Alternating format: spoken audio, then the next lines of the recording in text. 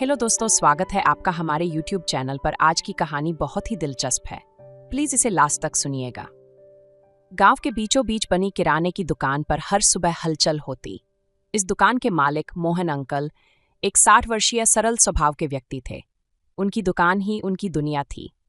वे हर किसी से बड़ी ही आत्मीयता से बात करते, लेकिन उनकी आंखों में एक गहरी उदासी झलकती थी जिसे शायद ही कोई समझ पाता। राधा आंटी, जो हाल ही में विधवा हुई थीं, अक्सर मोहन अंकल की दुकान पर आतीं। उनकी उम्र 50 के आसपास थी। वे हमेशा सफ़ेद साड़ी में रहतीं और आंखों में एक खालीपन लिए दुकान पर ज़रूरी सामान लेने आतीं। मोहन अंकल हमेशा उनकी सहायता करते और ना कहे उनका मनपसंद सामान उनके बैग में रख देते। एक दिन बारिश हो रही थी। राधा आंटी छतरी लेकर दुकान पर आईं, लेकिन तेज हवा ने उनकी छतरी छीन ली। मोहन अंकल ने देखा और तुरंत दुकान के बाहर आकर उन्हें अपनी छतरी में ले आए। आंटी जी, इस बारिश में भीग जाएंगी, अंदर आ जाइए, उन्होंने कहा। राधा आंटी ने हल्की मुस्कान के साथ कहा, धन्यवाद मोहन जी, आप हमेशा इतना ख्याल रखते हैं। उस दिन पहली बार दोनों ने एक दूसरे से अपने दिल की बातें की। राधा ने अपनी अकेलेपन की कहानी सुनाई और मोहन ने अपनी। धीरे धीरे ये बातचीत रोज का सिलसिला बन गई। मोहन अंकल का मन अब दुकान में नहीं, राधा आंटी की राह तकने में लगता। वहीं राधा आंटी के चेहरे पर भी नई चमक दिखने लगी। दोनों ने महसूस किया कि वे एक दूसरे के सहारे अपनी अधूरी जिंदगी को पूरा कर सकते हैं। एक शाम मोहन अंकल ने राधा आंटी को चाय पर बुलाया। चाय की महक और हल्की बारिश के बीच मोहन ने कहा, राधा जी, मैंने जिंदगी में बहुत कुछ खोया है, पर आपके साथ हर पल जीने का एहसास हुआ है। क्या आप मेरी अधूरी जिंदगी को अपना सहारा देंगी? राधा आंटी की आंखें भर आईं। उन्होंने कहा, मोहन जी, मैं भी बहुत अकेली हूँ। अगर आपके साथ मेरे जीवन में थोड़ी खुशी आ सके तो मैं खुशी खुशी इसे अपनाऊंगी। उस दिन से दोनों ने अपने अकेलेपन को एक दूसरे के प्यार से भर दिया। उनका रिश्ता गांव वालों के लिए चौंकाने वाला था ना, लेकिन उन्होंने समाज की परवाह किए बिना एक दूसरे का सहारा बनने का फैसला किया। इस तरह अधूरी सांसों ने प्यार के सहारे फिर से जीने की वजह पाली। राधा और मोहन का रिश्ता धीरे धीरे उनकी जिंदगी में एक नई रोशनी लेकर आया था, लेकिन गांव का समाज इस बदलाव को स्वीकारने के लिए तैयार नहीं था। तानों और आलोचनाओं ने दोनों की खुशियों पर काले बादल मंडरा दिए। एक दिन जब राधा आंटी मोहन अंकल की दुकान पर गईं, तो उन्होंने देखा कि मोहन चुपचाप बैठे हैं। क्या बात है मोहन जी, आप इतने गुमसुम क्यों हैं? राधा ने पूछा। राधा, लोग हमारे रिश्ते को गलत समझते हैं। मुझे डर है कि तुम्हें मेरी वजह से और परेशानी न झेलनी पड़े। राधा ने गंभीरता से जवाब दिया, मोहन जी, हमने जिंदगी में बहुत कुछ सहा है। ये वक्त हमारा है। अगर हम डर गए तो ये प्यार अधूरा रह जाएगा। समाज ने धीरे धीरे दोनों पर दबाव बनाना शुरू कर दिया। किसी ने राधा के घर पर पत्थर फेंके तो किसी ने मोहन की दुकान पर गंदी बातें लिख दी। एक दिन गांव के मुखिया ने मोहन से कहा, तुम दोनों ने हमारी परंपराओं का मजाक बना दिया है। या तो ये रिश्ता खत्म करो या ये गांव छोड़ दो। मोहन ने मजबूती से जवाब दिया, हमने किसी की जिंदगी में दखल नहीं दिया। हमें भी जीने का हक है। लेकिन मुखिया की धमकी ने मोहन को अंदर से हिला दिया। मोहन ने राधा से कहा, शायद हमें इस रिश्ते को यहीं खत्म रहना चाहिए। मैं तुम्हारे लिए और मुश्किलें नहीं खड़ी करना चाहता।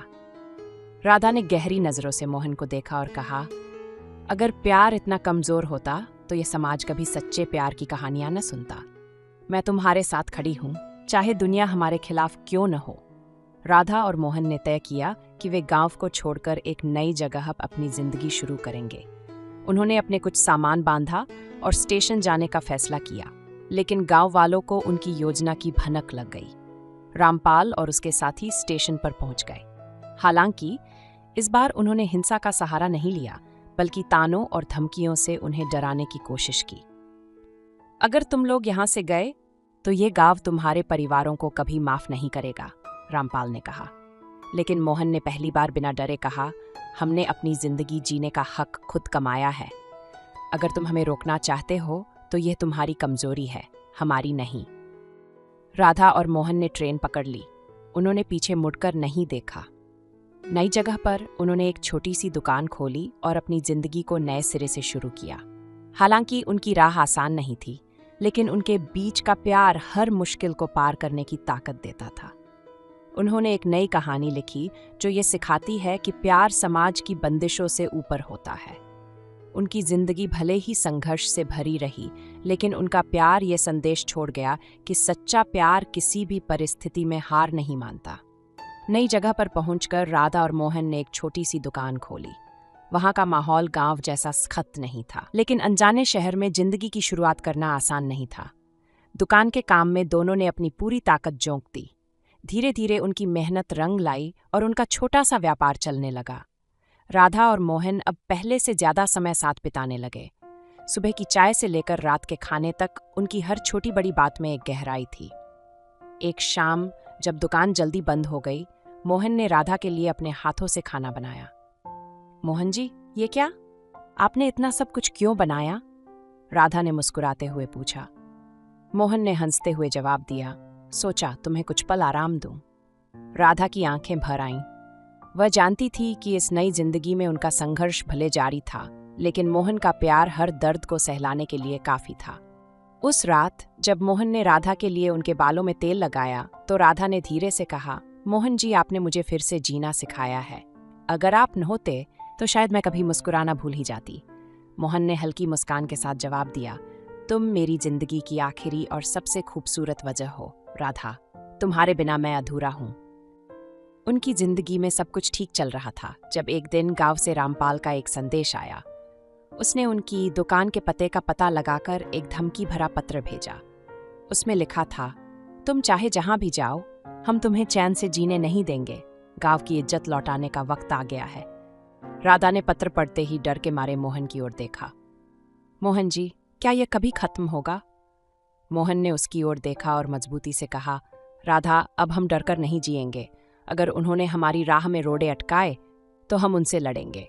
ये जिंदगी हमारी है और इसे हमें अपने तरीके से जीने का पूरा हक है। उस रात राधा और मोहन ने पहली बार अपनी जिंदगी के हर अनकहे दर्द को एक दूसरे के साथ साझा किया। मोहन ने बताया कि कैसे उन्होंने अपनी पहली पत्नी को खोने के बाद खुद को अकेलेपन में डुबो दिया था।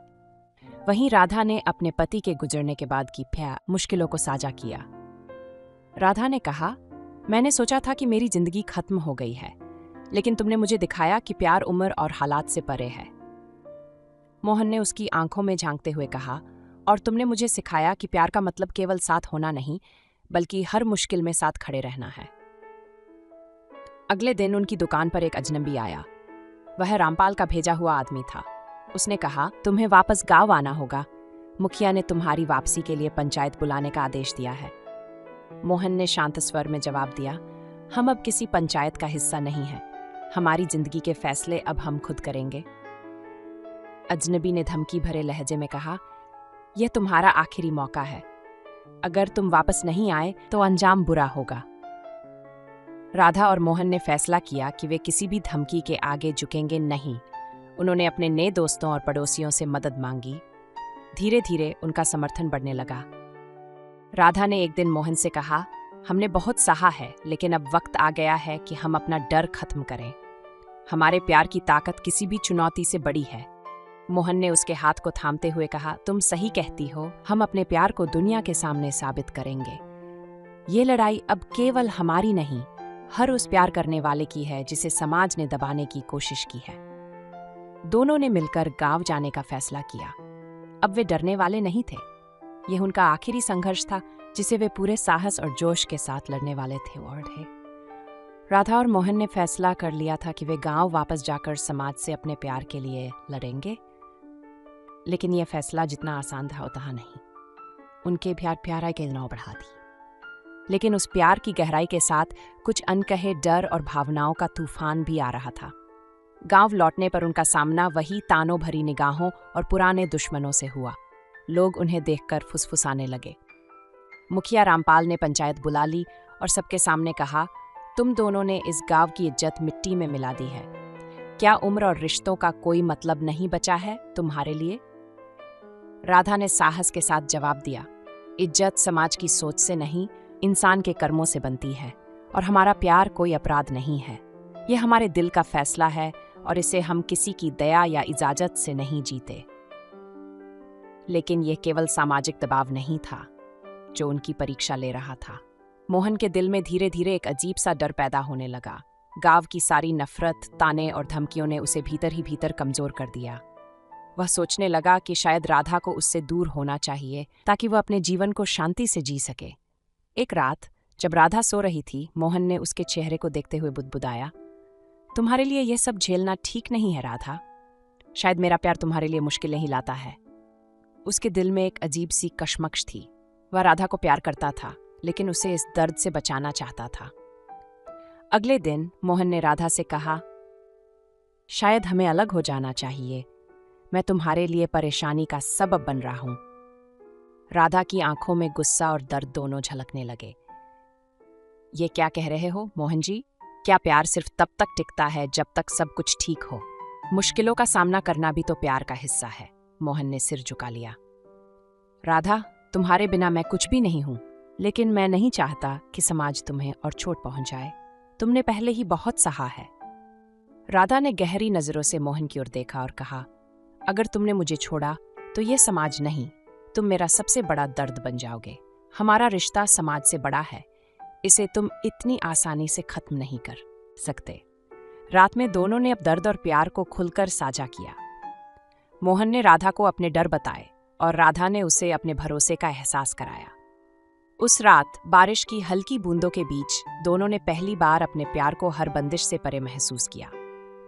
मोहन ने राधा के हाथ को पकड़ते हुए कहा, तुम्हारी ताकत ही मेरी ताकत है। अगर तुमने मुझ पर भरोसा रखा है तो मैं खुद पर भरोसा करना नहीं छोड़ूंगा। राधा ने उसके गले लगते हुए कहा, यह लड़ाई अब हमारी है और हमें इसे साथ लड़ना है, चाहे कुछ भी हो जाए। लेकिन उनके प्यार का यह पल ज्यादा देर तक नहीं टिक सका। अगली सुबह उनकी दुकान पर किसी ने आग लगा दी। मोहन ने भागकर दुकान बचाने की कोशिश की, लेकिन धुएं में उनका दम घुटने लगा। राधा ने अपनी जान की परवाह किए बिना मोहन को बाहर खींचा। गांव के लोग दूर खड़े तमाशा देख रहे थे, लेकिन कोई मदद के लिए आगे नहीं आया। मोहन ने थके हुए और जलते हुए स्वर में कहा, राधा, यह आग हमारे प्यार को नहीं बुझा सकती। दुकान जल चुकी थी, लेकिन उनका हौसला नहीं। अब ये लड़ाई केवल उनके प्यार की नहीं, बल्कि उनके अस्तित्व की बन चुकी थी। दोनों ने तय किया कि वे समाज से भागने की बजाय अपनी जगह और सम्मान के लिए खड़े रहेंगे। राधा ने मोहन का हाथ थामते हुए कहा, हमारा प्यार इस आग से भी ज्यादा ताकतवर है, इसे कोई मिटा नहीं सकता। मोहन ने राधा की आंखों में झांकते हुए कहा, अगर दुनिया हमारे खिलाफ है तो हमें और मजबूत होना होगा। ये आग हमारी परीक्षा है राधा, और मैं कसम खाता हूं हम इसे जीतेंगे। राधा की आंखों में आंसू थे, लेकिन वे कमजोरी के नहीं बल्कि हौसले के थे। उसने कहा, हमारा प्यार कोई कमजोरी नहीं, ये हमारी ताकत है। चलो इस राख से अपनी नई दुनिया बसाते हैं। उस रात जब पूरा गांव सोया हुआ था, राधा और मोहन ने जल चुकी दुकान के पास एक दिया जलाया। वो दिया उनके हौसले की निशानी था। उन्होंने फैसला किया कि वे हर मुश्किल का सामना करेंगे और अपनी मेहनत से सब कुछ दोबारा खड़ा करेंगे।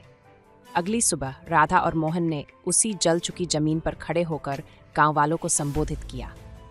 मोहन ने दृढ़ता से कहा, अगर हमारे प्यार को गलत समझा गया है तो हम इसे सही साबित करेंगे। हमारी दुकान जल सकती है, लेकिन हमारे सपने नहीं। हम फिर से शुरुआत करेंगे और ये आग हमारे लिए प्रेरणा बनेगी। राधा ने भी अपनी आवाज में साहस भरते हुए कहा, हमें किसी की दया नहीं चाहिए। हमारा प्यार और हमारी मेहनत हमें वो सब वापस दिलाएगी जो हमने खोया है। उनकी आवाज में जोश था और उनकी आंखों में विश्वास। धीरे धीरे गांव के कुछ लोग उनके पास आए और मदद का हाथ बढ़ाया। यही शुरुआत थी उनके नए सफर की। आग ने उनके सपनों को खाक करने की कोशिश की थी, लेकिन अब वे उस राख से अपने नए सपनों को आकार देने जा रहे थे। उनका प्यार जो कभी अकेला था, अब पूरे गांव की ताकत बन रहा था। गांव वालों की मदद के बावजूद धीरे धीरे मोहन और राधा के इरादों के खिलाफ साजिशें पनपने लगीं। कुछ लोगों को उनकी बढ़ती नज़दीकियां और समाज के बंधनों को तोड़ने का साहस खटकने लगा। एक रात जब राधा और मोहन अपनी टूटी दुकान की मरम्मत में लगे थे, अचानक हवा में एक अजीब सी बेचैनी छा गई। किसी ने राधा के परिवार को उनके खिलाफ भड़काया। राधा के पिता अपने लोगों के साथ दुकान पर पहुंचे। उनकी आंखों में गुस्सा और लहजे में कड़वाहट थी। राधा, तुमने हमारे सम्मान को मिट्टी में मिला दिया है। उनके शब्द तलवार की तरह राधा के दिल में उतर गए। मोहन ने शांत लेकिन मजबूती से जवाब दिया, प्यार अगर इज्जत को मिट्टी में मिलाता है तो शायद आपकी इज्जत सही मायनों में बनी ही नहीं थी। राधा के पिता के चेहरे पर गुस्से की लकीरें गहरी हो गईं। उन्होंने मोहन को धमकी दी, अगर तुमने राधा से दूर रहना नहीं सीखा तो इसके अंजाम बहुत बुरे होंगे। राधा ने बीच में कदम रखते हुए कहा, पिताजी, अगर आप मेरे प्यार को समझ नहीं सकते तो मैं आपकी इस इज्जत के लिए अपना जीवन कुर्बान नहीं कर सकती। मोहन ही मेरा सच है और मैं उसके साथ हर मुश्किल झेलने के लिए तैयार हूँ। लेकिन इस इकरार के बाद दोनों के रिश्ते में अजीब सी खामोशी घर करने लगी। राधा के दिल में अपने परिवार की नफरत की पीड़ा थी और मोहन को लगने लगा कि उनका प्यार शायद हर बंधन तोड़ने की ताकत नहीं रखता। एक रात चांदनी में बैठकर मोहन ने कहा, राधा, तुम्हें अपने परिवार की नफरत सहनी पड़ रही है। क्या मैं तुम्हारे जीवन में अंधेरा लेकर आया हूं? राधा ने धीरे से उसके हाथ पर अपना हाथ रखा और कहा, तुम अंधेरा नहीं हो मोहन, लेकिन शायद हमारा प्यार इस समाज के लिए बहुत बड़ा सवाल है जिसका जवाब ये देने को तैयार नहीं। दोनों की आंखों में आंसू थे, लेकिन शब्द चुप थे। ये वही प्यार था जिसने उन्हें आग से बचाया था, लेकिन अब वही प्यार एक जख्म बन रहा था। तो दोस्तों, आपको ये कहानी कैसी लगी कमेंट करके जरूर बताएं। मिलते हैं अगली कहानी में, तब तक के लिए धन्यवाद। हेलो दोस्तों, आज फिर से एक नई स्टोरी में आपका स्वागत है। दोस्तों, स्टोरी में लास्ट तक बने रहिए, बहुत ही दिलचस्प स्टोरी है। यदि मेरे चैनल पर नए होंगे तो दोस्तों मेरे चैनल को सब्सक्राइब कर लीजिएगा। गांव के बीचों बीच एक पुरानी लेकिन चर्चित किराना दुकान थी। उसे चलाने वाले थे 45 वर्षीय राकेश अंकल।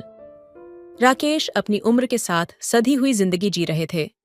उनकी पत्नी का देहांत सालों पहले हो चुका था और उनका बेटा शहर में नौकरी करता था। राकेश अक्सर अपनी दुकान में व्यस्त रहते थे और लोगों के बीच उनकी छवि एक मददगार और समझदार इंसान की थी।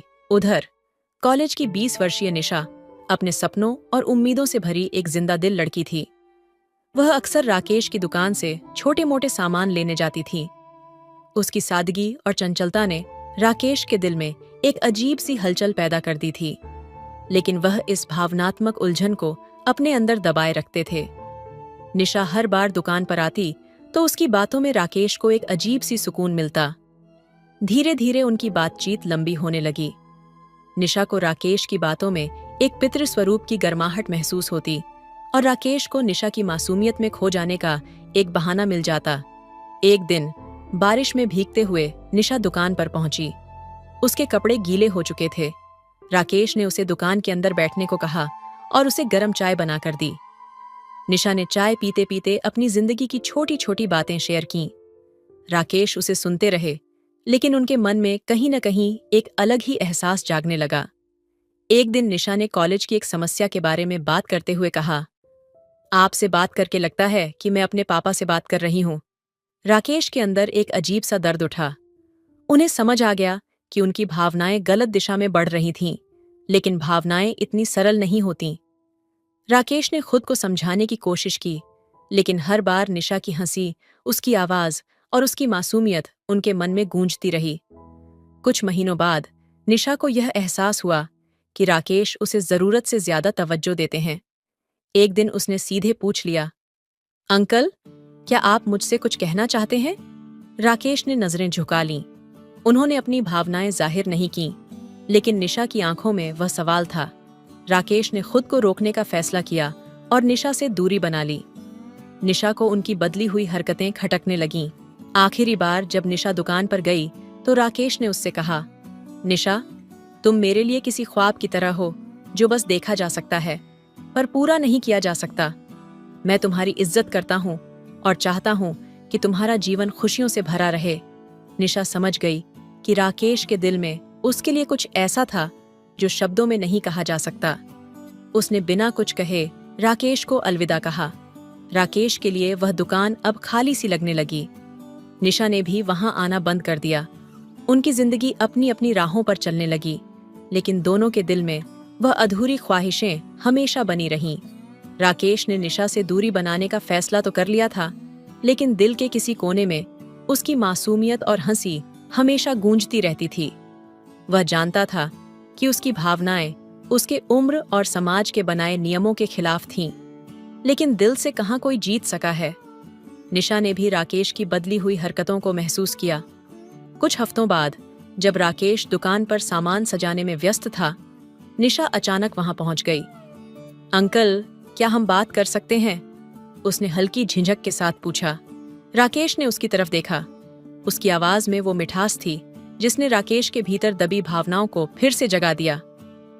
निशा, तुम यहाँ क्यों आई हो? मैंने तुम्हें पहले ही कह दिया था कि... आपने कुछ भी साफ साफ नहीं कहा अंकल। मैं जवाब चाहती हूँ। निशा की आंखों में एक जिद थी। राकेश ने गहरी सांस ली और कहा, निशा, मैं तुम्हारी मासूमियत और तुम्हारे जीवन से बहुत प्यार करता हूँ, लेकिन मेरा प्यार सिर्फ तुम्हारी भलाई चाहता है। ये समाज हमारे रिश्ते को कभी स्वीकार नहीं करेगा। मैं तुम्हारे लिए गलत नहीं सोचना चाहता। निशा ने उसकी बात सुनी और कहा, प्यार का कोई उम्र या सीमा नहीं होती अंकल। आप मेरे दिल के करीब हैं।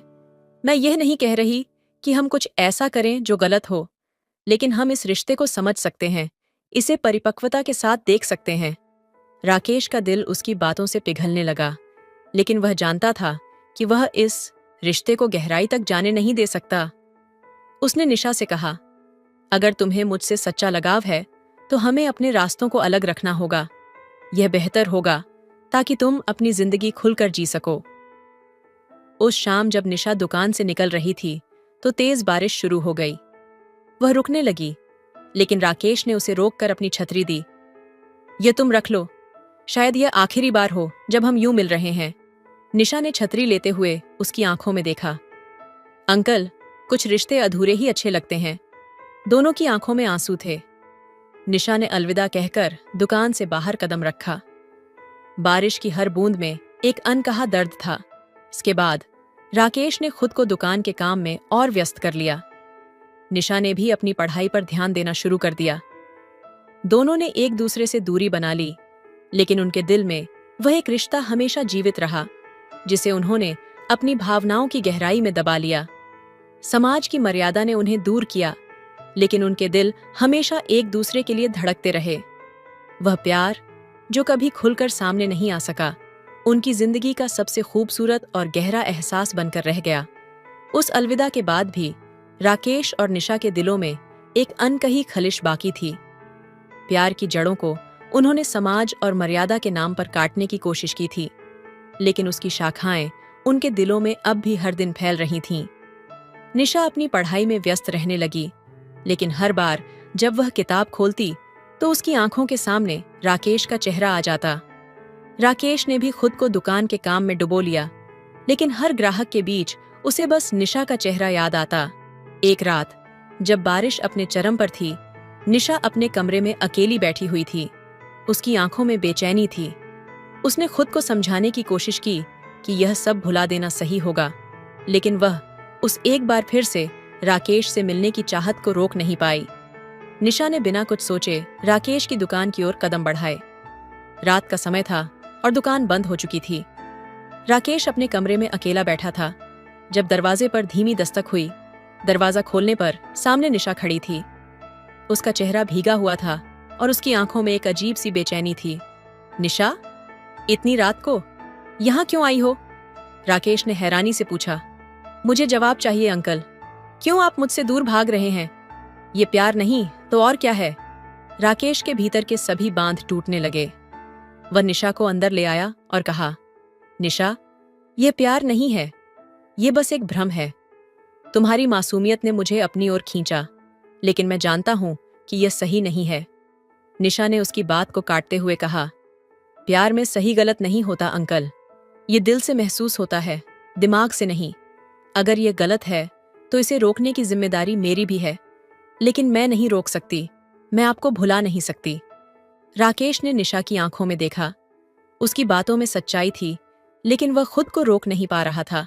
उसकी आवाज कांपते हुए बोली, निशा, तुम मेरी जिंदगी की वह ख्वाहिश हो जो कभी पूरी नहीं हो सकती, लेकिन मैं तुम्हारे करीब आने की कोशिश करूंगा तो ये समाज हमें कभी माफ नहीं करेगा। निशा ने उसके हाथों को पकड़ लिया। समाज से पहले हम इंसान हैं अंकल, ये दिल की बात है और ये सच है। मैं इस प्यार को अधूरा नहीं छोड़ सकती। उनके बीच की खामोशी ने वह सब कुछ कह दिया जो शब्दों में नहीं कहा जा सकता था। राकेश का दिल उसके करीब आने को तड़प रहा था, लेकिन उसके कदम बंधे हुए थे। रात भर दोनों ने एक दूसरे की आंखों में वह प्यार देखा जिसे उन्होंने अब तक छिपाने की कोशिश की थी। लेकिन सुबह का सूरज उनकी भावनाओं को जगाकर फिर से उनकी जिम्मेदारियों की याद दिला गया। राकेश ने निशा को अलविदा कहा, लेकिन इस बार उसकी आंखों में एक अनकहा वादा था। हमारा प्यार शायद अधूरा रह जाए निशा, लेकिन यह मेरे दिल की सबसे खूबसूरत याद बनकर हमेशा रहेगा। निशा ने उसकी आंखों में देखा और धीरे से कहा, कभी कभी अधूरा प्यार भी जिंदगी भर की तसल्ली देता है। उस सुबह के बाद दोनों ने फिर कभी एक दूसरे से मुलाकात नहीं की, लेकिन उनकी आत्माएं अब भी हर रात उन अधूरी ख्वाहिशों में उलझती रहीं, जहां प्यार और मर्यादा के बीच की लड़ाई कभी खत्म नहीं हो पाई। वो सुबह जैसे जिंदगी का एक खूबसूरत अंत और एक दर्द भरी शुरुआत बन गई। निशा ने अपने कमरे की खिड़की से बाहर झांकते हुए आसमान की ओर देखा, जहां बादल धीरे धीरे सूरज को ढक रहे थे। उसकी आंखों में उस आखिरी मुलाकात की तस्वीरें घूम रही थीं। वो थमा हुआ वक्त, वो अधूरे शब्द और वो अनकही ख्वाहिशें। राकेश भी कहीं दूर अकेलेपन के समंदर में डूबा निशा की बातें याद कर रहा था। उसकी हर बात, हर मुस्कान जैसे उसके दिल पर गहरा असर छोड़ गई थी। उसने अपना फोन उठाया, लेकिन फिर उसे रख दिया। वो जानता था कि अब उनके रास्ते अलग हैं, और शायद यही सही है। रातों को जब खामोशी अपने चरम पर होती, दोनों की आत्माएं जैसे फिर एक दूसरे को पुकारने लगतीं। निशा अपने तकिए को गले लगाकर बंद आंखों से उन सपनों में डूब जाती जहां राकेश उसकी बाहों में था। राकेश भी अपने कमरे की अंधेरी दीवारों से बातें करता, मानो निशा वहां उसके पास हो। उनके दिलों में प्यार अब भी था, लेकिन हालातों की बेड़ियां उन्हें और करीब आने से रोक रही थीं। निशा को याद आया कैसे राकेश ने कहा था, कभी कभी हमें अपने दिल के खिलाफ जाकर सही फैसला लेना पड़ता है। और आज वो वही कर रही थी। हर दिन, हर पल। एक दिन निशा ने अपनी डायरी में लिखा, अधूरा प्यार शायद मुकम्मल होने से ज्यादा खूबसूरत होता है। ये हमें हमेशा वो ख्वाब देखने देता है जो हकीकत में शायद टूट जाते। राकेश ने भी अपने दिल के बोझ को कम करने के लिए एक चिट्ठी लिखी, लेकिन उसे कभी भेजा नहीं। उसमें बस एक पंक्ति थी, तुम्हें खोना मेरी सबसे बड़ी हार है और तुम्हारी यादें मेरी सबसे बड़ी जीत। उनकी जिंदगियां अलग राहों पर आगे बढ़ती रहीं, लेकिन वो अधूरा प्यार, वो जैसे एक धीमी आग की तरह हमेशा जलता रहा, दोनों को गर्मी और दर्द देता हुआ। वक्त के साथ उनके बीच की खामोशियों ने और गहरी जड़ें जमा लीं।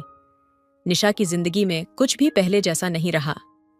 हर सुबह उठते ही राकेश की यादों ने उसे घेर लिया, और हर रात को वो सोचती, क्या होता अगर हमने अपने प्यार को पूरा किया होता। उसकी जिंदगी में राकेश अब एक अधूरी कहानी की तरह था, जिसका हर पन्ना उलटने पर दर्द का एक नया रंग सामने आता। एक शाम जब निशा अपने कमरे की रोशनी में खोई हुई थी, तभी उसका फोन बजा। एक अनजाना नंबर था। उसने बिना सोचे समझे फोन उठाया। दूसरी तरफ की आवाज बहुत जानी पहचानी लगी। निशा? राकेश का नाम सुनते ही उसके दिल की धड़कन बढ़ गई, जैसे पूरी दुनिया वहीं थम गई हो। राकेश, तुम? निशा का स्वर हल्का सा कांप रहा था। मैंने तुमसे आखिरी बार कहा था कि कभी कभी अधूरा प्यार भी खूबसूरत होता है, लेकिन अब मुझे लगता है कि अधूरे रह जाने के बाद भी वो प्यार एक अजनबी की तरह लौट आता है। राकेश की आवाज में उस गहरे दर्द का एहसास था जो अब तक दोनों के बीच था।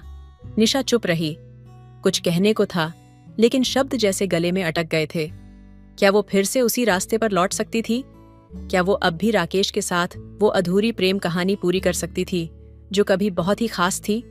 मैंने तुमसे हमेशा कहा था कि हम एक दूसरे के बिना नहीं रह सकते, लेकिन वक्त ने हमें तोड़ा और अब हमें खुद को फिर से ढूंढने की जरूरत है, राकेश ने धीमे से कहा। यहां निशा का दिल एक और टुकड़े में बंट गया। उसे महसूस हुआ कि राकेश की बातों में अब वही रोमांस नहीं था, वही ताजगी नहीं थी जो कभी उनकी प्रेम कहानी में थी। वक्त ने उनके प्यार को एक खाली ख्वाब बना दिया था जो अब सिर्फ यादों में जीता था।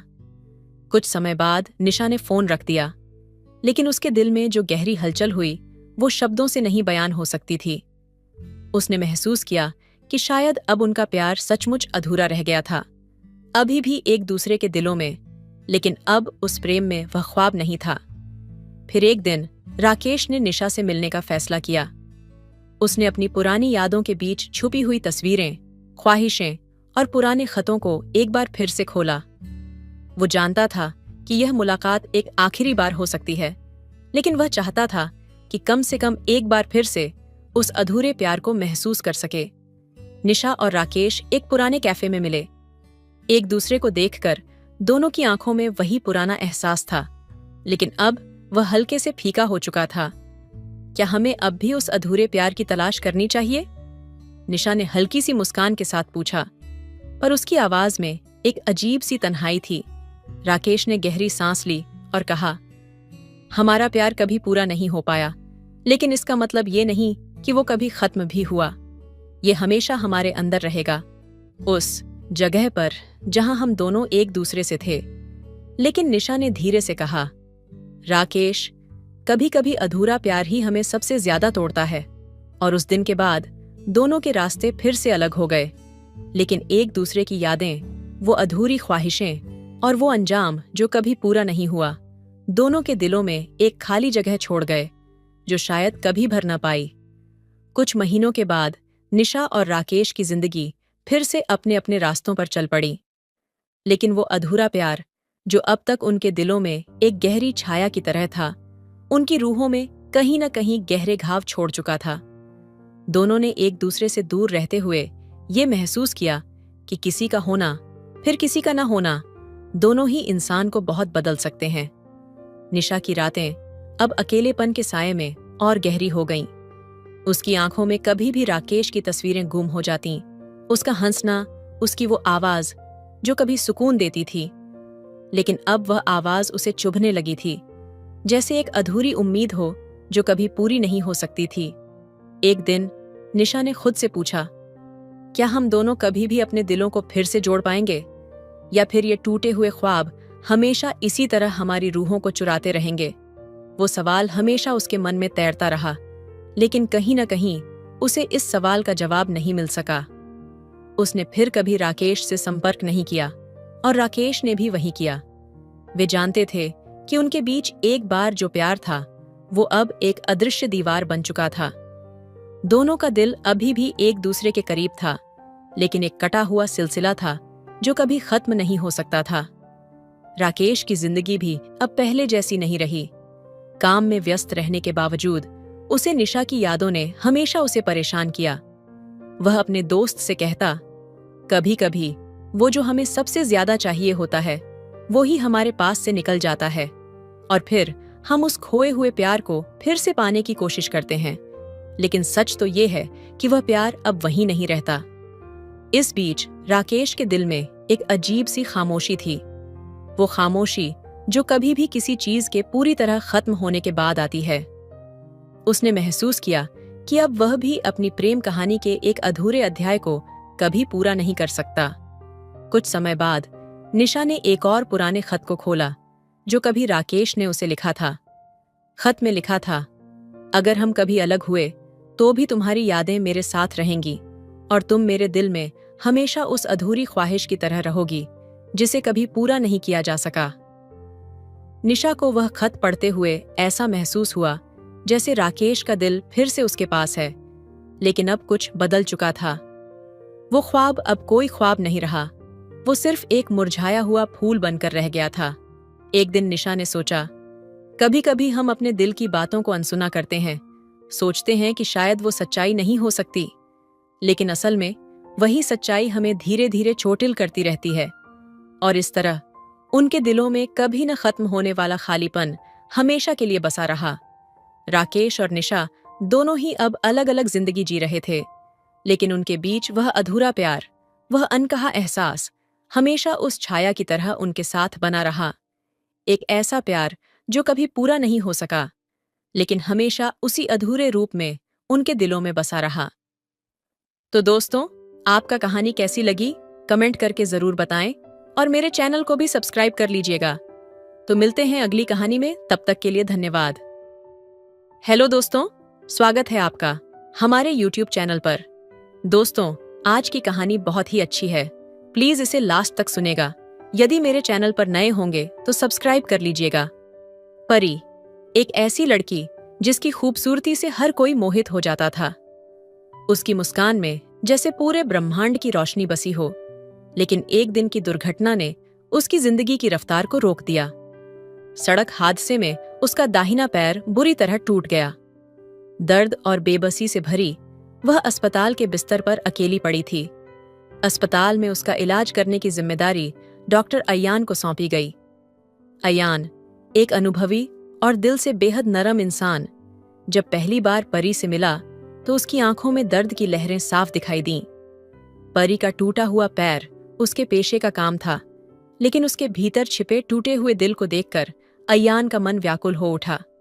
अयान ने उसके इलाज की शुरुआत बेहद गंभीरता और आत्मीयता से की। हर सुबह वह उसके कमरे में आता, मुस्कुराकर उसे देखता और कहता, आज तुम्हारा दर्द थोड़ा कम होगा, ये मेरा वादा है। उसकी बातें जैसे परी के दिल को छू जातीं। परी को खाना खाने में भी दिक्कत होती। अयान ने कभी नर्सों को नहीं बुलाया, बल्कि अपने हाथों से उसे खाना खिलाया। जब परी झिझकती तो वह मुस्कुराकर कहता, तुम्हारा खाना मुझ पर एक एहसान है, मुझे और मजबूत बनाता है। ये सुनकर परी की आंखें नम हो जातीं। एक दिन जब परी का चेहरा थकावट और दर्द से बेजान लग रहा था, अयान ने अपने हाथों से उसके बाल संवारे और हल्का सा मेकअप कर दिया। उसने हंसते हुए कहा, परी, तुम तो पहले से ही खूबसूरत हो, मैं तो बस तुम्हारी चमक को थोड़ा और बढ़ाने की कोशिश कर रहा हूं। परी की आंखों में पहली बार एक छोटी सी मुस्कान लौटी। वह दिन भी आया जब नहाने की स्थिति में वह खुद को असमर्थ महसूस कर रही थी। अयान ने उसे संकोच से रोका और कहा, तुम्हारी गरिमा मेरे लिए सबसे ऊपर है, मेरा मकसद सिर्फ तुम्हारी मदद करना है। उसकी आवाज में इतनी सच्चाई और गर्मजोशी थी कि परी के अंदर का सारा झिझक टूट गया। दिन बीतते गए और उनके बीच का रिश्ता गहराता चला गया। परी को ऐसा महसूस होने लगा जैसे वह सिर्फ उसका डॉक्टर नहीं, बल्कि उसका रक्षक और साथी बन गया है। एक शाम जब सूरज की किरणें खिड़की से उसके कमरे में आ रही थीं, परी ने धीरे से कहा, अयान, तुमने सिर्फ मेरे पैर को नहीं, मेरी आत्मा को भी ठीक कर दिया। तुम्हारे बिना मैं फिर से अधूरी हो जाऊंगी। अयान ने उसका हाथ थामा और गर्मजोशी से कहा, परी, तुम्हारी हिम्मत ने मुझे सिखाया कि प्यार सिर्फ शब्दों में नहीं, बल्कि देखभाल और समर्पण में होता है। क्या तुम मुझे अपने जीवन का हिस्सा बनने दोगी? परी की आंखों से आंसू बह निकले, लेकिन उनमें दर्द नहीं, खुशी थी। उसने धीरे से हाँ कहा और अयान के हाथ को कसकर पकड़ लिया। उनकी कहानी वहीं खत्म नहीं हुई, वह तो बस एक शुरुआत थी। अयान और परी ने एक दूसरे के साथ अपनी जिंदगी को न सिर्फ प्यार से भर दिया, बल्कि हर लम्हे में एक नई रोशनी भर दी। ये सिर्फ एक डॉक्टर और मरीज की कहानी नहीं, बल्कि दो आत्माओं के जुड़ने की दास्तां थी, जिसमें हर स्पर्श में गर्मजोशी और हर पल में प्रेम था। अयान और परी अब एक दूसरे के बिना अधूरे थे। अस्पताल से छुट्टी के बाद अयान ने परी को अपने घर आने का न्योता दिया, ताकि वह पूरी तरह ठीक हो सके। परी पहले तो झिझकी, लेकिन अयान की आंखों में वो भरोसा और स्नेह देखकर उसने हाँ कह दिया। अयान ने अपनी सारी जिम्मेदारियां छोड़कर परी की देखभाल को अपना पहला मकसद बना लिया। हर सुबह वह परी के कमरे में आता, खिड़की के पर्दे हटाता और कहता, देखो, सूरज तुम्हारा इंतजार कर रहा है। उसकी बातें परी के चेहरे पर एक मासूम मुस्कान ले आतीं। एक दिन जब परी ने खुद से चलने की कोशिश की, वह दर्द के कारण गिरने ही वाली थी कि अयान ने उसे अपनी बाहों में संभाल लिया। उसकी पकड़ इतनी सुकून भरी थी कि परी का डर पिघलने लगा। उसने धीरे से कहा, तुम्हारे साथ मुझे कभी गिरने का डर नहीं लगता। अयान ने उसे करीब खींचते हुए मुस्कुराकर कहा, क्योंकि मैं तुम्हें कभी गिरने ही नहीं दूंगा। अयान ने परी को धीरे धीरे उसकी जिंदगी के हर छोटे छोटे पलों में प्यार से भर दिया। एक शाम जब हल्की बारिश हो रही थी, अयान ने परी को अपने साथ बालकनी में ले जाने का सोचा। उसने परी को गोद में उठाया और बालकनी में ले जाकर कुर्सी पर बिठा दिया। बारिश की बूंदें और ठंडी हवा दोनों को करीब ला रही थीं। परी ने हल्की आवाज में कहा, अयान, मैं तुम्हारे बिना अधूरी हूं। तुम्हारी ये देखभाल, ये प्यार, मुझे महसूस होता है कि मैं फिर से जीने लगी हूं। अयान ने उसकी आंखों में झांका और गहरी आवाज में कहा, परी, तुम मेरी जिंदगी का वो हिस्सा हो जिसे मैंने कभी नहीं सोचा था कि मिलेगा। तुम्हारे बिना मेरी हर खुशी अधूरी है। वह धीरे से परी का हाथ पकड़कर झुक गया और उसकी उंगलियों को अपने होठों से छुआ। परी की धड़कनें तेज हो गईं। उसने अयान के चेहरे पर हाथ रखा और कहा, तुम मेरे लिए सिर्फ एक साथी नहीं, मेरी ताकत हो। उस रात दोनों ने पहली बार एक दूसरे के दिल की सारी बातें कह दीं।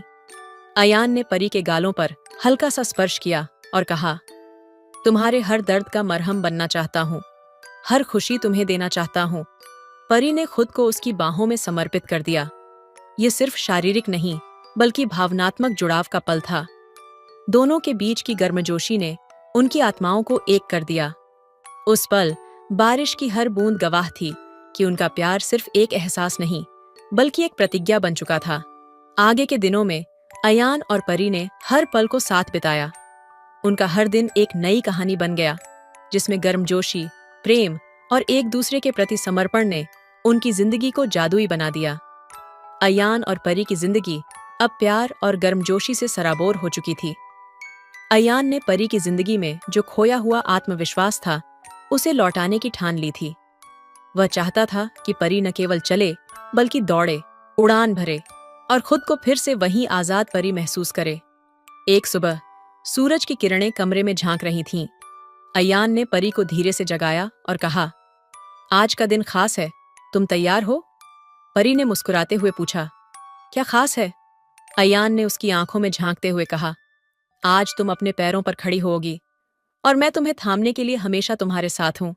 अयान ने परी को अपने हाथों से तैयार किया। उसके बालों को संवारते हुए हल्के से उसके माथे को चूमा और कहा, तुम हर दिन पहले से ज्यादा खूबसूरत होती जा रही हो। परी शर्मा गई, लेकिन उसकी आंखों में एक चमक थी। वह अब अपनी कमजोरी को ताकत में बदलने के लिए तैयार थी। अयान ने उसे धीरे धीरे सहारा देते हुए खड़ा किया। परी ने उसके कंधे को पकड़े हुए पहले कदम उठाया। हर कदम के साथ वह दर्द भूल रही थी और अयान का प्यार उसे नई ताकत दे रहा था। जब उसने पहली बार बिना सहारे के 2 कदम उठाए, तो अयान ने उसे कसकर अपनी बाहों में भर लिया। तुमने कर दिखाया परी, तुमने मेरा दिल और ज्यादा गर्व से भर दिया। उस दिन की शाम को अयान ने परी को एक सरप्राइज देने का सोचा। उसने अपने घर की छत को परी के लिए सजाया। टिमटिमाती लाइट्स, फूलों की खुशबू और हल्की धीमी संगीत ने माहौल को जादुई बना दिया। जब परी छत पर पहुंची तो वह मंत्रमुग्ध रह गई। अयान ने उसके सामने घुटनों के बल बैठकर कहा, परी, तुमने मेरी जिंदगी में हर अधूरी चीज को पूरा कर दिया। मैं तुम्हें हमेशा संभालना चाहता हूँ, हर कदम पर तुम्हारे साथ खड़ा रहना चाहता हूँ। क्या तुम मेरी जिंदगी में हमेशा के लिए आओगी? परी की आंखों से आंसू बहने लगे, लेकिन ये आंसू खुशी के थे। उसने धीरे से अयान का हाथ थामा और कहा, तुमने मुझे मेरी खोई हुई पहचान वापस दी है। मैं तुम्हारे बिना अब कभी नहीं रह सकती। हाँ, मैं तुम्हारे साथ हर पल बिताना चाहती हूँ। अयान ने उसे अपनी बाहों में उठा लिया और घुमाते हुए कहा, अब से तुम मेरी परी नहीं, मेरी रानी हो। फिर उसने उसके माथे पर एक गहरा चुंबन दिया। उस रात दोनों ने एक दूसरे को वो हर एहसास बताया जो अब तक उनके दिलों में छुपा था। अयान ने परी के गालों को सहलाते हुए कहा, तुम्हारे बिना मेरी हर सांस अधूरी है। तुम मेरी जिंदगी का वो संगीत हो जो हर दिन बजता है। परी ने उसका चेहरा अपने हाथों में लिया और कहा, तुम्हारे प्यार ने मुझे जीना सिखाया। अब मेरा हर सपना तुम्हारे साथ पूरा होगा। उनका प्यार अब सिर्फ एक एहसास नहीं था, बल्कि हर स्पर्श, हर शब्द में वो गर्मजोशी और जुनून था जिसने उन्हें एक बना दिया। उनका रिश्ता अब किसी भी मुश्किल से ऊपर उठ चुका था। उन्होंने एक दूसरे के साथ एक नई जिंदगी की शुरुआत की, जहां हर दिन जोश और मोहब्बत की नई कहानी लिखी जाती। अयान और परी की जिंदगी अब एक नए मुकाम पर थी।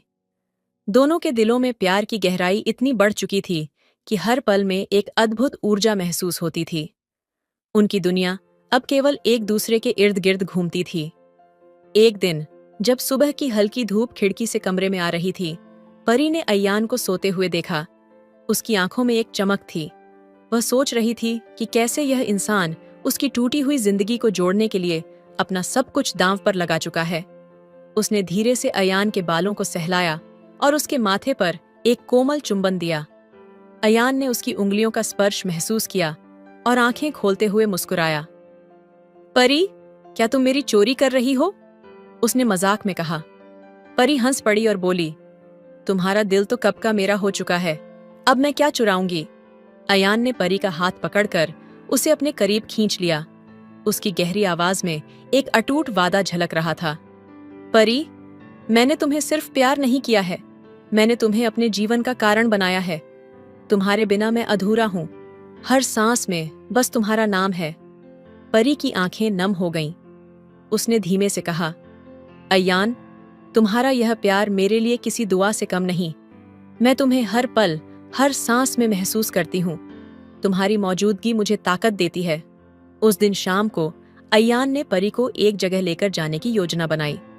उसने परी के लिए एक लाल रंग की साड़ी खरीदी और कहा, ये पहन लो, मैं तुम्हें आज एक खास जगह ले चलूंगा। परी थोड़ी अचंभित थी, लेकिन उसने बिना सवाल किए साड़ी पहन ली। जब वे बाहर निकले तो अयान ने परी को एक पहाड़ी पर ले जाकर रोक दिया। वहां उन्होंने तारों से भरा एक साफ आसमान देखा और नीचे पूरे शहर की रोशनी झिलमिला रही थी। अयान ने परी का हाथ थामते हुए कहा, परी, ये पूरा संसार तुम्हारी तरह खूबसूरत है। मैं चाहता हूं कि हर तारा तुम्हारे लिए चमके और हर पल तुम्हारे लिए खास बने। फिर उसने अपनी जेब से एक छोटा सा बॉक्स निकाला और परी के सामने घुटनों के बल बैठ गया। परी, क्या तुम हमेशा के लिए मेरी बनोगी? मैं तुम्हें हर खुशी दूंगा, हर दर्द को तुमसे पहले अपने सीने में लूंगा। मैं तुम्हें जिंदगी का हर वो रंग दिखाना चाहता हूं जो अब तक तुमने महसूस नहीं किया। परी की आंखों से आंसू बह निकले। उसने धीरे से कहा, तुमने मुझे हर वो एहसास दिया जिसे मैं भूल चुकी थी। हाँ अयान, मैं तुम्हारी हूं और हमेशा तुम्हारी ही रहूंगी। अयान ने उसे गले से लगा लिया। उनकी सांसें एक दूसरे में समा गईं और उस पल में जैसे पूरी कायनात उनकी खुशियों का जश्न मना रही थी। वह रात उनकी जिंदगी की सबसे यादगार रात बन गई। आने वाले दिनों में अयान ने परी के साथ हर सपना पूरा किया। दोनों ने मिलकर एक नया घर बनाया जिसमें प्यार और गर्मजोशी हर कोने में बसी थी। हर सुबह अयान परी के लिए फूल लाता और हर रात उसे बाहों में भरकर सोता। उनका रिश्ता अब एक मिसाल बन चुका था। हर कदम पर, हर मुश्किल में वे एक दूसरे का सहारा बने। उनका प्यार अब सिर्फ एक भावना नहीं, बल्कि एक वादा था, हमेशा के लिए साथ निभाने का। अयान और परी का रिश्ता अब आसमान से भी ऊंचा और सागर से भी गहरा हो चुका था। हर दिन उनके बीच का प्यार एक नया रंग लेता, एक नया जोश भरता। उनका एक दूसरे के प्रति समर्पण हर पल उनकी जिंदगी को और खूबसूरत बनाता। एक रात बारिश धीमे धीमे शहर को भिगो रही थी। कमरे में खिड़की के पास परी खड़ी थी। उसकी साड़ी का पल्लू हल्की हवा में लहरा रहा था। बारिश की बूंदें खिड़की से टकरा रही थीं और उनकी आवाज जैसे परी के दिल की धड़कनों से मेल खा रही थी। तभी पीछे से अयान आया और उसे धीरे से अपने सीने से लगा लिया। परी, उसने गहरी आवाज में कहा, क्या तुम जानती हो कि इस बारिश की हर बूंद मुझे तुम्हारे होने का एहसास दिलाती है? जैसे ये बूंदें धरती को छूने के लिए बेचैन हैं, वैसे ही मैं तुम्हारे बिना एक पल भी नहीं रह सकता। परी ने उसकी बाहों को और कसकर पकड़ लिया। उसकी सांसें तेज हो रही थीं। उसने कहा, अयान, तुम्हारा हर शब्द मेरी रूह तक पहुंचता है। तुम्हारे बिना मेरी दुनिया अधूरी है। अयान ने उसे अपने करीब खींचा और उसके गीले बालों को अपने हाथों से सहलाया। उसकी आंखों में प्यार का वो जुनून था जिसे शब्दों में बयां करना मुश्किल था। उसने परी के चेहरे को अपने हाथों में लिया और उसके माथे पर एक गहरा चुंबन दिया। उस पल कमरे की हर दीवार, हर कोना जैसे उनकी मोहब्बत की गवाही दे रहा था। बारिश की तेजी अब उनकी धड़कनों की तरह बढ़ने लगी थी। अयान ने परी को अपनी बाहों में उठाया और धीरे धीरे उसे बिस्तर पर ले गया। तुम मेरी जिंदगी का सबसे खूबसूरत तोहफा हो, उसने धीमे से कहा। उसकी आवाज में इतनी गर्मजोशी थी कि परी की आंखों में खुशी के आंसू छलक पड़े।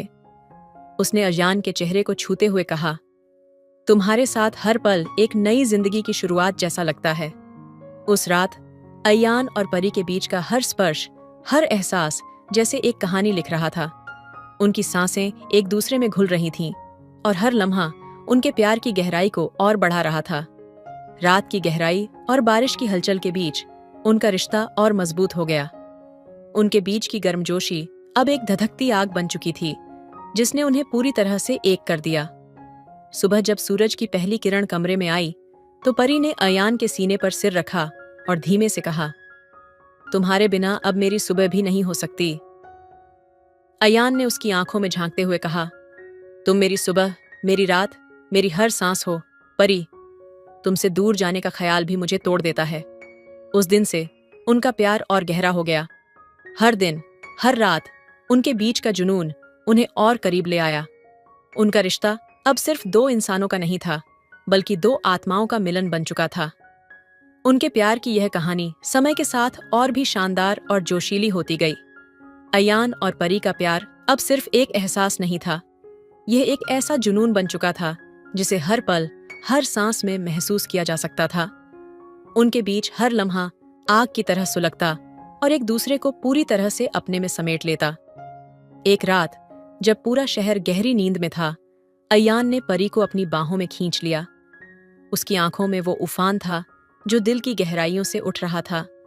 उसने परी के चेहरे को अपने हाथों में लिया, उसकी धड़कनें सुनते हुए कहा, परी, तुम्हारी सांसें मेरी रगों में बहती हैं, मैं तुम्हारे बिना कुछ भी नहीं। परी ने अपने होठों को हल्का सा खोलते हुए कहा, अयान, तुम्हारी हर बात मेरे दिल में एक आग लगा देती है। तुमने मुझे वो महसूस कराया है जिसे मैं कभी समझ नहीं पाई थी। अयान ने उसकी कमर को अपनी बाहों में और कसकर जकड़ लिया। उनकी नजदीकियां अब किसी भी शब्द से परे थीं।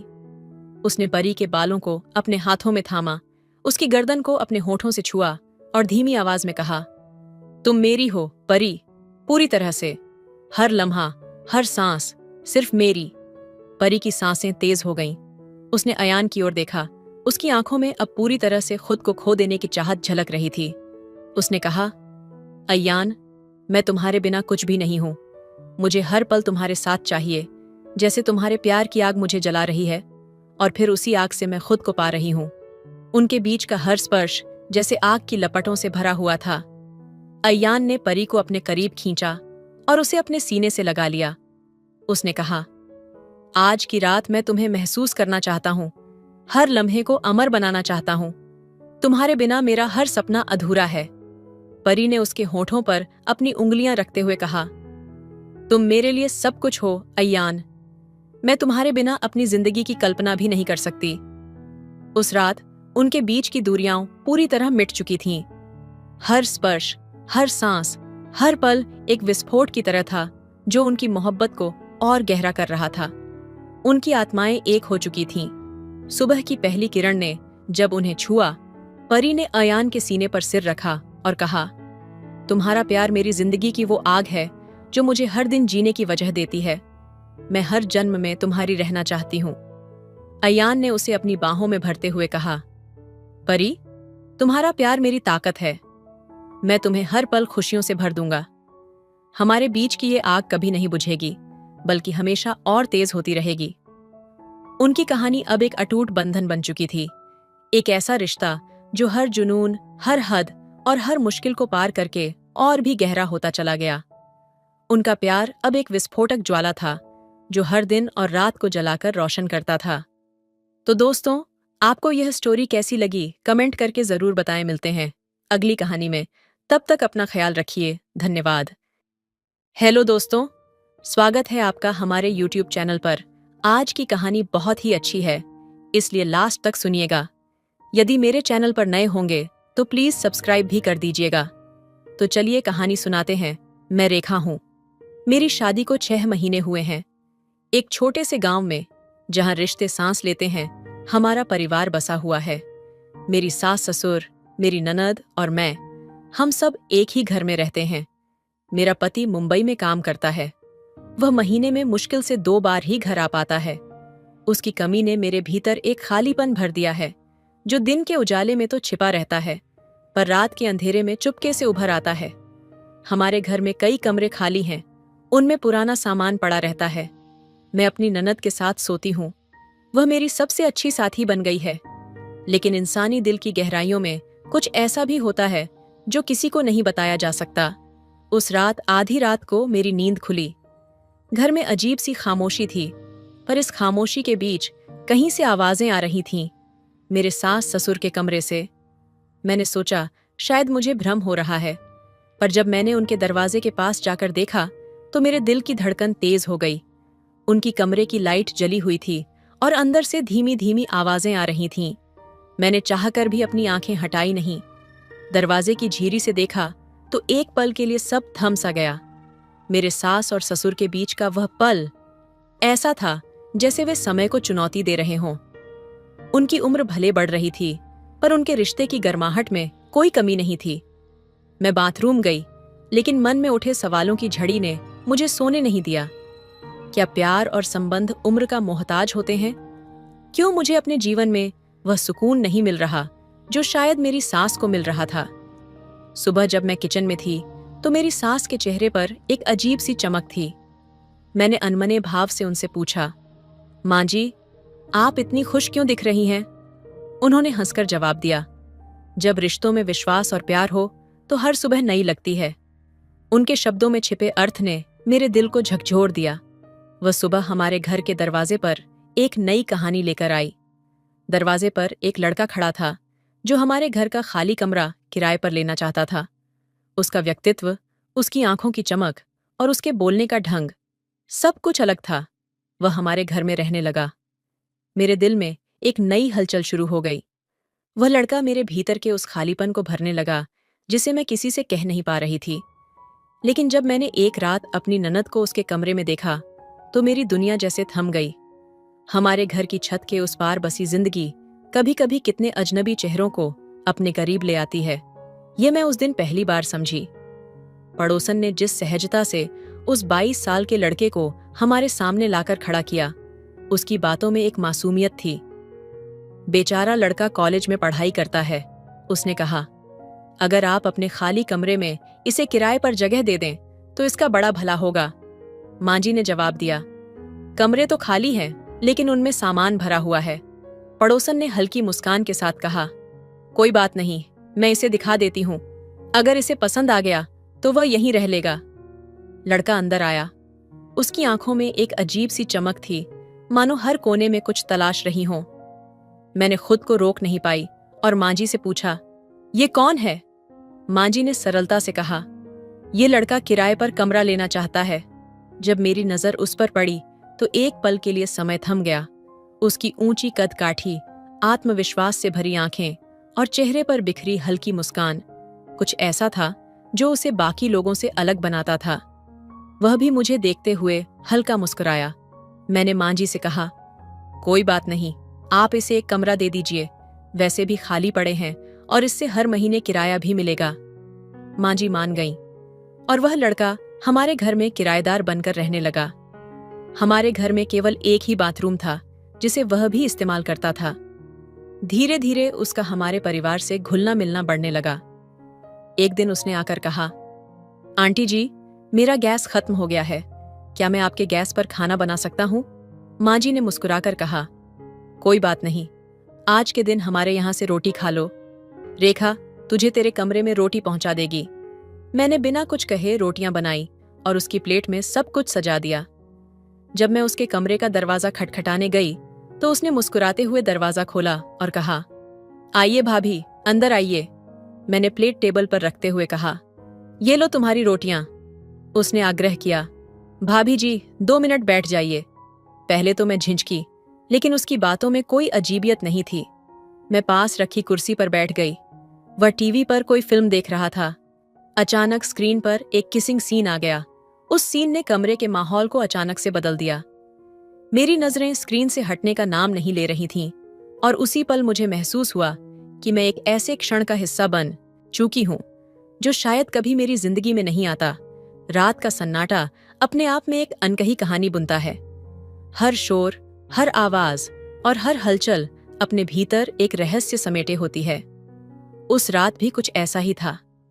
साहिल के कमरे की जलती हुई लाइट मेरे सवालों का जवाब मांग रही थी। मैं बिस्तर पर थी, लेकिन नींद कोसों दूर थी। मेरे मन के भीतर उठते सवाल मुझे बेचैन कर रहे थे। जब वॉशरूम जाने के बहाने मैं उठी तो घर की हर छोटी बड़ी आवाज जैसे मेरे दिल की धड़कनों से तालमेल बैठा रही थी। लौटते वक्त मैंने साहिल के कमरे की लाइट देखी। रात के 12 बजे लाइट का जलना असामान्य था। मैं ठिठक गई। साहिल अभी तक जाग रहा है? मन में सवाल उठा। हिम्मत जुटाकर मैंने उसके दरवाजे पर दस्तक दी। अंदर से उसकी आवाज आई, हाँ भाभी आइए। दरवाजा खुला और साहिल अपने फोन पर कुछ देख रहा था। आवाज इतनी तेज थी कि पूरे कमरे में गूंज रही थी। मैंने पूछा, साहिल इतनी रात को अब तक क्यों जाग रहे हो? क्या हुआ, नींद नहीं आ रही? वह मुस्कुराकर बोला, हाँ भाभी, नींद नहीं आ रही तो ऐसे ही कुछ देख रहा था। आप क्यों जाग रही हैं? मैंने उसकी ओर देखा और कहा, मैं भी बस यूं ही। नींद नहीं आ रही थी, लाइट जलती देखी तो सोचा देख लूं सब ठीक है या नहीं। साहिल ने आग्रह किया, भाभी बैठिए ना, वैसे भी रात का समय है और आप भी सो नहीं रही। मैं थोड़ी झिझकी, लेकिन उसकी सहजता ने मुझे रोक लिया। मैं पास रखी कुर्सी पर बैठ गई।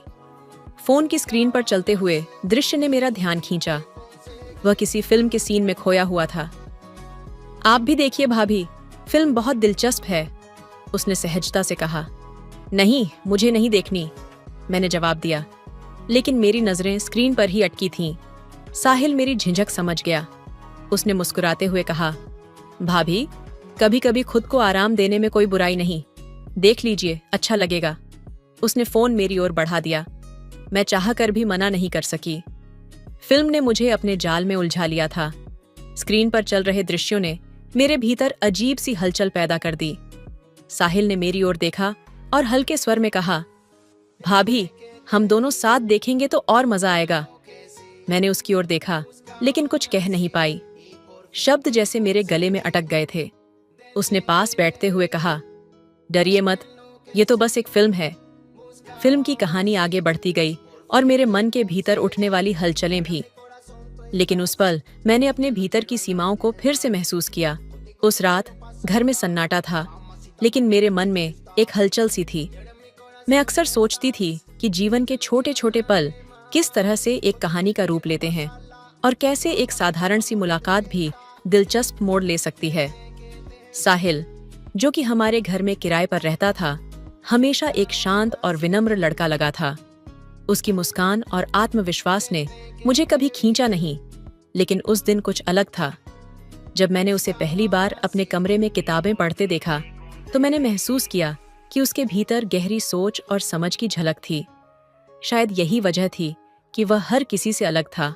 एक दिन साहिल ने मुझसे कहा, भाभी क्या आप मुझे कुछ किताबों के बारे में बताएंगी? मुझे पढ़ने का बहुत शौक है और मैं जानता हूं कि आप एक अच्छी पाठिका हैं। उसकी बातें सुनकर मुझे एक अजीब सा सुकून मिला। मुझे लगा यह एक अच्छा अवसर था। हम दोनों अक्सर किताबों के बारे में बातचीत करने लगे। धीरे धीरे हमारी दोस्ती गहरी होने लगी और मैंने महसूस किया कि साहिल की सरलता और उसकी सोच की गहराई ने मुझे कुछ नया सिखाया। लेकिन यह सब उतना आसान नहीं था। जीवन में कभी भी समस्याएं आती हैं और हमें उनका सामना करना पड़ता है। एक रात जब मैं अकेले बगीचे में बैठी थी, मैंने अपने जीवन की कई बातों पर विचार किया।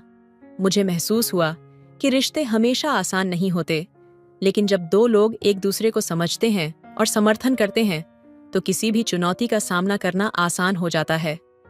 साहिल ने हमेशा मुझे प्रेरित किया था और अब मैं यह समझ पाई थी कि प्यार और विश्वास से हर रास्ता आसान हो जाता है। अगली सुबह साहिल मेरे पास आया और बोला, भाभी मुझे लगता है कि जीवन में हर किसी को अपने सपनों को पूरा करने का हक है, लेकिन इसके लिए हमें खुद से लड़ना पड़ता है। उसने मुझे यह सिखाया कि जीवन के हर संघर्ष में कुछ न कुछ सीखने की छिपी हुई संभावना होती है, और यही उसकी सच्चाई थी। वह एक आदर्श मित्र था जिसने न सिर्फ मुझे बल्कि खुद को भी अपने लक्ष्यों की ओर प्रेरित किया। एक दिन जब साहिल ने मुझे एक किताब तोहफे में दी जिसमें जीवन और प्रेम के गहरे अर्थ थे, मैंने समझा कि प्यार और समझदारी से बड़ा कोई तोहफा नहीं हो सकता। वह किताब सिर्फ शब्दों का संग्रह नहीं थी, बल्कि उस रिश्ते का प्रतीक थी जो हम दोनों ने मिलकर बनाया था। एक ऐसा रिश्ता जो हमेशा विश्वास, समझ और प्रेरणा पर आधारित था। अरे भाभी, ये तो बहुत गलत हो रहा है। अगर भाई को यह सब पता चला तो तुम्हारा तो क्या होगा? तलाक की तैयारी करो। मैंने ठंडी सांस ली और कहा, तू बताएगी या मैं? वैसे भी अगर वो पता कर ही ले तो मुझे तो कोई फर्क नहीं पड़ता। इतना कहकर मैंने झट से अपना काम किया और बिस्तर पर जाकर सोने का नाटक किया। प्रीति बिस्तर पर आई और सीधे मेरी ओर देखा, जैसे उसे कुछ सूझ नहीं रहा हो। फिर कुछ देर बाद वो भी सो गई। अब एक दिन जब मुझे वॉशरूम जाना था तो महसूस हुआ कि आज कुछ अलग है। मेरे दिन आ गए थे तो 5 दिन तक साहिल के पास नहीं जा सकती थी। लेकिन चौंकाने वाली बात यह थी कि प्रीति बिस्तर पर नहीं थी। मुझे लगा, क्या वो साहिल के पास चली गई? मैं सीधी साहिल के कमरे की ओर बढ़ी और फिर जो देखा उससे मेरे होश उड़ गए। साहिल और प्रीति साथ थे। ये क्या देख लिया मैंने? सोचते हुए मैं तुरंत कमरे में वापस आई, फिर सोने का नाटक किया। जब प्रीति कमरे में आई तो मैंने पूछा, तू कहाँ गई थी? वो बोली, वॉशरूम गई थी। मैंने थोड़ी मुस्कुराहट के साथ पूछा, मैंने तुम्हें साहिल के पास देखा है, सच बताओ। वह बोली, भाभी तुम भी तो उसके पास जाती हो, तो फिर मैं क्यों नहीं जा सकती? मैंने सिर झुकाकर कहा, ठीक है, पर यह बात हमारे बीच ही रहेगी। न भाई को बताना, न हम किसी को बताएं। अब हम दोनों ही साहिल के पास जाने लगे। एक दिन साहिल को मैंने देखा, वह तो जैसे स्वर्ग में हो।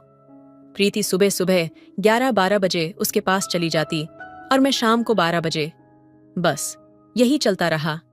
हम तीनों साथ रहते और अच्छा वक्त बिताते। कुछ दिनों बाद जब सब कुछ सामान्य हो गया था, मैंने महसूस किया कि अब हमें अपने रिश्तों और जीवन के प्रति सही दृष्टिकोण अपनाने की जरूरत है। साहिल, जो पहले एक किराएदार था, अब एक अच्छे दोस्त के रूप में हमारे घर में समय बिता रहा था। हालांकि मुझे यह समझ में आया कि रिश्ते केवल बाहरी आकर्षण और समय बिताने से नहीं बनते, बल्कि उन पर सच्चे विश्वास और समझ की जरूरत होती है। एक शाम जब साहिल और प्रीति दोनों मेरे साथ बैठे थे, मैं सोचने लगी कि रिश्तों की असली ताकत क्या है। क्या हम सिर्फ अपनी सुविधाओं के लिए किसी को अपना दोस्त बनाते हैं, या हमें एक दूसरे को समझने और सम्मान देने की आवश्यकता होती है?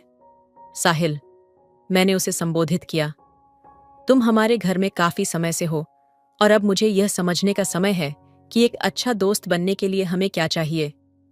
साहिल मुस्कुराया और कहा, भाभी, दोस्ती और रिश्ते समझदारी और ईमानदारी से बनते हैं।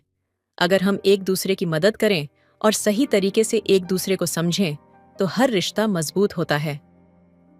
मैंने महसूस किया कि साहिल की बातों में गहरी सच्चाई थी। मैं और प्रीति दोनों ने एक दूसरे को देखा और समझा कि हमें अपनी सोच और व्यवहार में बदलाव लाने की जरूरत है। यह वक्त था जब हम अपने रिश्तों को एक नई दिशा में लेकर जाएं। रात को जब प्रीति और मैंने बातचीत की तो हमें यह एहसास हुआ कि हम जो सोचते हैं वह हमेशा सही नहीं होता। कभी कभी हमें अपने आसपास के लोगों की मदद और समझदारी से जीवन को नया मोड़ देना चाहिए। भाभी, प्रीति ने कहा, क्या हमें अपने जीवन में बदलाव लाने की शुरुआत नहीं करनी चाहिए? हमें सही दिशा में सोचना चाहिए ताकि हम सभी के लिए अच्छा कर सकें। मैंने सिर हिलाया और कहा, हाँ, हमें अपनी गलतियों से सीखना होगा और अपनी सोच को सकारात्मक दिशा में मोड़ना होगा। अब हम सब ने मिलकर यह तय किया कि हम एक दूसरे को बेहतर समझेंगे और एक दूसरे की मदद करेंगे। साहिल, प्रीति और मैं तीनों ने एक नई शुरुआत की और अपने रिश्तों को एक नई दिशा देने की कोशिश की। यह एक नई शुरुआत थी जहां हम अपने विचारों और भावनाओं को सही तरीके से व्यक्त कर सकते थे और एक दूसरे के प्रति सच्चे हो सकते थे। रात गहरी हो चुकी थी। घर के चारों ओर सन्नाटा पसरा था, लेकिन मेरे भीतर सवालों का शोर थम नहीं रहा था। प्रीति और साहिल की बढ़ती नजदीकियों ने मुझे कुछ ऐसा महसूस कराया जिसे शब्दों में बयां करना मुश्किल था। वह जलन, वह बेचैनी और साथ ही खुद पर गुस्सा, सब कुछ एक साथ उमड़ पड़ा। सुबह के पहले उजाले के साथ मैंने साहिल से बात करने का फैसला किया। मैं उसके कमरे के दरवाजे पर खड़ी थी। अंदर से धीमी आवाजों में कोई गाना बज रहा था। मैंने हल्के से दरवाजा खटखटाया। आ जाइए भाभी, साहिल ने मुस्कुराते हुए दरवाजा खोला। साहिल, मुझे तुमसे कुछ बात करनी है, मैंने गंभीर स्वर में कहा। वह थोड़ा चौंका, लेकिन फिर सहज हो गया। भाभी, क्या हुआ? आप इतनी परेशान क्यों लग रही हैं? तुम्हें लगता है कि हम जो कर रहे हैं वह सही है? मैंने उसकी आंखों में सीधे देखते हुए पूछा। साहिल ने नजरें झुका लीं।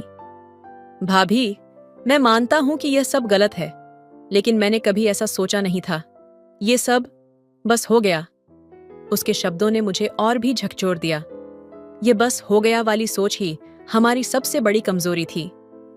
मैंने गहरी सांस ली और खुद को संभालते हुए कहा, साहिल, एक वक्त था जब मैंने सोचा था कि ये सब मुझे खुश कर देगा, लेकिन अब मुझे एहसास हो रहा है कि हमने अपने लिए क्या क्या खो दिया है। साहिल कुछ बोल नहीं पाया। शायद उसके पास शब्द नहीं थे। उस रात मैं और प्रीति एक बार फिर आमने सामने थे। भाभी, आप चाहें तो मुझे दोषी मान सकती हैं, लेकिन जो हो रहा था उसमें मुझे भी वो सुख मिल रहा था जिसकी मुझे कभी उम्मीद नहीं थी। मैंने उसकी आंखों में देखा, उसकी बातों में सच्चाई थी, लेकिन साथ ही एक दर्द भी। प्रीति, मैंने उसे शांत स्वर में कहा, हमारी जिंदगी में यह सुख तभी टिक सकता है जब उसमें सच्चाई हो। ये जो भी चल रहा है यह सिर्फ कुछ समय की बात है, लेकिन इसके बाद जो खालीपन आएगा उसे भरना मुश्किल होगा। प्रीति ने सिर झुका लिया। शायद उसे भी यह एहसास हो रहा था कि हम गलत राह पर थे। अगले दिन मैंने साहिल से बात की। साहिल, तुमने हमारे जीवन का हिस्सा बनकर बहुत कुछ सिखाया है, लेकिन अब वक्त है कि हम सब अपनी अपनी जिंदगी में सही दिशा में आगे बढ़ें। साहिल ने पहली बार मेरी बातों को गंभीरता से सुना। भाभी, मैं जानता हूं कि मुझे अब यहां से जाना चाहिए, लेकिन आप दोनों ने मुझे जो अपनापन दिया उसके लिए मैं हमेशा आभारी रहूंगा। साहिल ने हमारे घर को छोड़ दिया, लेकिन एक नई सोच और समझ के साथ। मैंने और प्रीति ने अपने रिश्ते को एक नई दिशा दी। हमने अपने जीवन में गलतियों से सीखा और एक दूसरे का सहारा बनकर सही राह पर चलने की कोशिश की। रात के सन्नाटे ने मानो एक गहरी साजिश रच रखी थी। साहिल के जाने के बाद सब कुछ शांत होना चाहिए था, लेकिन घर के भीतर एक अजीब सी बेचैनी पसरी हुई थी। प्रीति और मैं खुद से ही सवाल कर रहे थे, क्या यह सब खत्म हो गया या अभी भी कुछ अधूरा था? साहिल के जाने के बाद मैं अपने कमरे में अकेली बैठी थी। कमरे की दीवारें मानो मुझसे सवाल पूछ रही थीं। हर कोना, हर साया मुझे मेरे गलत फैसलों का एहसास करा रहा था। मैं खुद को बार बार समझाने की कोशिश कर रही थी कि यह सब एक बुरा सपना था जो अब खत्म हो चुका है। लेकिन क्या सचमुच? प्रीति ने चुप्पी साध रखी थी। वह दिन भर अपने कमरे में बंद रही। उसकी आंखों में वह चमक अब नहीं थी और न ही वह पहले की तरह हंसती थी। एक दिन उसने मुझसे कहा, भाभी, साहिल ने हमारी जिंदगी में जो खालीपन छोड़ दिया है उसे भरना मुश्किल है, लेकिन शायद यह जरूरी था। मैंने उसकी आंखों में देखा। वहां दर्द, पछतावा और शायद थोड़ा सुकून भी था। एक रात जब सब सो रहे थे, मेरे दरवाजे पर एक धीमी दस्तक हुई। मैंने दरवाजा खोला तो सामने प्रीति खड़ी थी। उसकी आंखों में आंसू थे। उसने मेरे हाथ पकड़े और कहा, भाभी, मैंने अपने आप को बहुत कमजोर बना लिया था, लेकिन अब मैं बदलना चाहती हूँ। मुझे माफ कर दो। मैंने उसे गले लगा लिया। हम दोनों रो पड़े। ये आंसू पछतावे के थे, लेकिन साथ ही एक नई शुरुआत की उम्मीद के भी। एक और सत्य का सामना कुछ दिनों बाद, जब माहौल थोड़ा शांत हुआ, मेरे पति घर लौटे। मैं उनके सामने बैठी और पहली बार उनसे अपनी भावनाएं साझा कीं। मैंने साहस जुटाकर कहा, हमारे बीच जो दूरी आ गई थी वह मुझे तोड़ रही थी, लेकिन अब मैं इसे और आगे बढ़ने नहीं दूंगी। उनकी आंखों में मुझे अपने लिए एक नई समझ दिखाई दी। उन्होंने मेरा हाथ पकड़ा और कहा, हम सब गलतियां करते हैं, लेकिन उनका सामना करना ही सबसे बड़ी जीत है। मैं तुम्हारे साथ हूं। उस दिन के बाद मैंने और प्रीति ने अपनी अपनी जिंदगी को नए सिरे से शुरू किया। मैंने अपने पति के साथ अपने रिश्ते को मजबूत किया और प्रीति ने भी अपने करियर और सपनों पर ध्यान देना शुरू किया। साहिल ने भी हमारी जिंदगी से हटकर अपनी नई राह पकड़ ली। ये कहानी केवल गलतियों की नहीं थी, बल्कि यह उन गलतियों से सीखकर एक नई राह चुनने की थी। जीवन कभी कभी हमें तोड़ता है, लेकिन वही टूटन हमें खुद को फिर से जोड़ने का मौका देती है। तो दोस्तों, आपको यह कहानी कैसी लगी? कमेंट करके जरूर बताएं। मिलते हैं अगली कहानी में। तब तक अपना ख्याल रखिए। धन्यवाद।